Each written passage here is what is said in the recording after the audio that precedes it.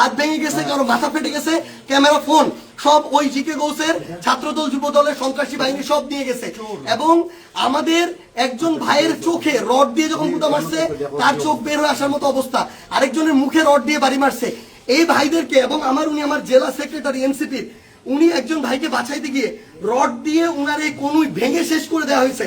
আপনারা একটু কাছে নিয়ে আসেন, আপনারা যদি দেখেন যে এখানে উনার হাতটার কি অবস্থা হয়েছে, এই জায়গায় মানে এটা ধরার মতো কোনো অবস্থা নেই। এখানে মাথায় এই যে রড দিয়ে প্রত্যেকটা জায়গায় বাড়ি মারছে।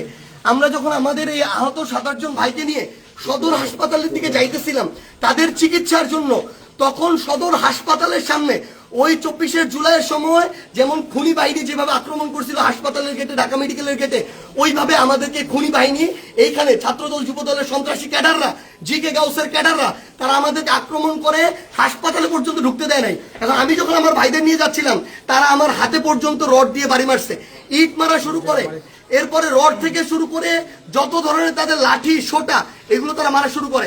এবং ওইখানে আমাদের ছাত্র শক্তি, যুব শক্তির, এনসিপি অনেক ভাইকে তারা ওইখানে মানে ওই সবার সামনে ওইখানে পিটায়। এবং আমরা এখানে পুলিশ দেখলাম, আমাদের সামনে থাকা তো দূরের কথা, আমাদের সাথে থাকা তো দূরের কথা, এত বড় হামলার পরে তারা পিছনে দাঁড়ায় দাঁড়ায় নাটক দেখতেছে। এই ছিল অবস্থা।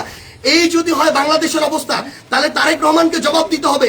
এটা কি তারেক রহমানের সন্ত্রাসী বাহিনী, যেই বাহিনী মানুষের উপরে এইভাবে শুধুমাত্র দ্বিমত করার কারণে, সমালোচনা করার কারণে এইভাবে আক্রমণ করতেছে? সালাউদ্দিন আহমেদকে জবাব দিতে হবে। তারা কি এই জিকে গাউসদেরকে এই সন্ত্রাসী কার্যক্রমের টিকাদারি দিয়ে রাখছে কিনা, এর বিচার না হওয়া পর্যন্ত আমরা হবিগঞ্জে আছি। যদি পারে আমাদেরকে মেরে ফেলবে, এখান থেকে প্রয়োজনে আমাদের লাশ যাবে, কিন্তু এর বিচার, এর জবাব তারেক রহমানকে দিতে হবে।